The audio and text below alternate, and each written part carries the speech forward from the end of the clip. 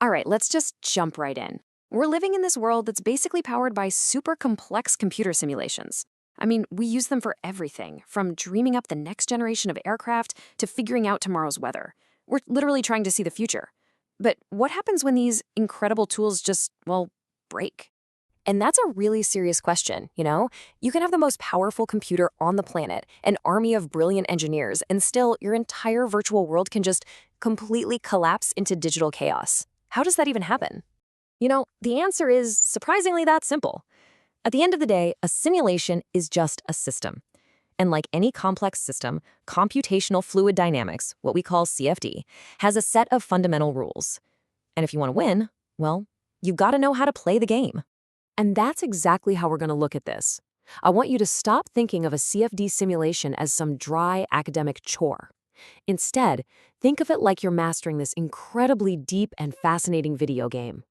Our mission here is to learn that rulebook so that we can win every single time. Every great game, right? It starts with the game board. In the world of CFD, our board is called the mesh. This is the fundamental grid we build our entire reality on top of. And trust me, the choice you make right here at the very beginning affects everything else down the line. So, what's it going to be? You've got two main choices for your game board. On one hand, you've got the conformal mesh. Think of this as the perfectionist, a high-precision, perfectly crafted map. It's incredibly accurate, which is amazing for those tiny, crucial details, but it can be a little rigid. On the other hand, you've got the non-conformal mesh, the adaptable one. This one is way more flexible, perfect for those really weird, complex shapes. The catch? Well, you might introduce some tiny errors where the grid lines don't quite match up. So, your very first move in this whole game is picking the right board for the challenge ahead. Okay, board chosen. What's next? Now, we've got to program the physics engine. We need to tell our simulation exactly how heat is supposed to work in this little universe we're building. And for that, we have two absolute game changers, the Prandtl and Nusselt numbers. First up, let's talk about the Prandtl number. This thing is brilliant.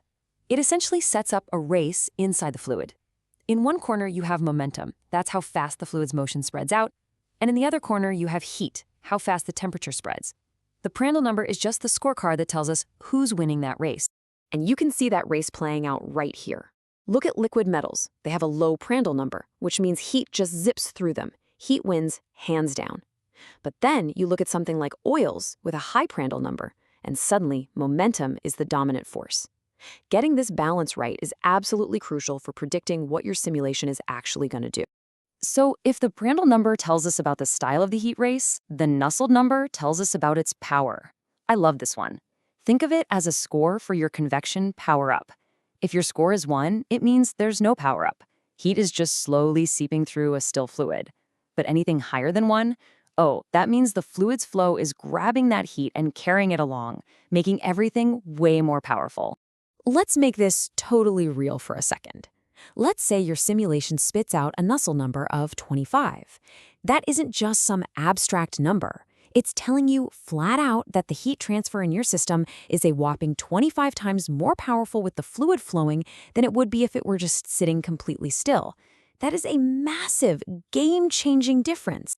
Okay, we've got our game board, we've programmed our physics. It's time. It's time to hit play. But wait. Before we do, there is one last, absolutely critical rule we cannot, under any circumstances, break. It's the ultimate speed limit of our simulation, and it's called the CFL condition. To get a handle on this speed limit, we gotta meet the Courant number. It's actually a pretty simple idea. In one single tick of your simulation's clock, what we call a time step, how far does a piece of information, say a particle of fluid, travel across your mesh? Does it stay inside its own little square, or does it travel one square over, or maybe even more? Because here's what happens when you go too fast. Information starts out in cell A, but if your time step is too big, it literally leaps completely over cell B and lands way over in cell C. Your simulation just missed an entire chunk of what was supposed to happen. That leads to glitches, chaos, and pretty soon the whole thing just crashes. This is numerical instability, and it is the big red game over screen for any simulation. So here it is. This is the whole secret. The golden rule to keep your simulation stable, accurate, and actually running is to make sure the Courant number is less than or equal to 1. That's it. This one simple rule guarantees that information only ever travels to the very next cell in a single step. Nothing gets skipped. The game remains stable. Honestly, this is probably the most important rule in the entire book. So let's take a breath. We've walked through setting up our board, programming the physics, and respecting that all-important speed limit. See, these aren't just a bunch of abstract ideas from a textbook. These are the practical, hands-on rules you need to know inside and out if you want to win the simulation game. And here it is, all in one spot, your official CFD game rulebook. First, you pick your mesh. That's your game board. Then, you set the heat physics rules with the Prandtl number. You keep an eye on your convection score using the Nusselt number. And you always obey the ultimate speed limit set by the CFL condition. You master these 4 things, and you've mastered the game. Following these rules, it lets us build these incredible, high-fidelity digital twins of our own reality. It's literally how we engineer the modern world. But it leaves me with this one final thought. We use these rules for the world we know.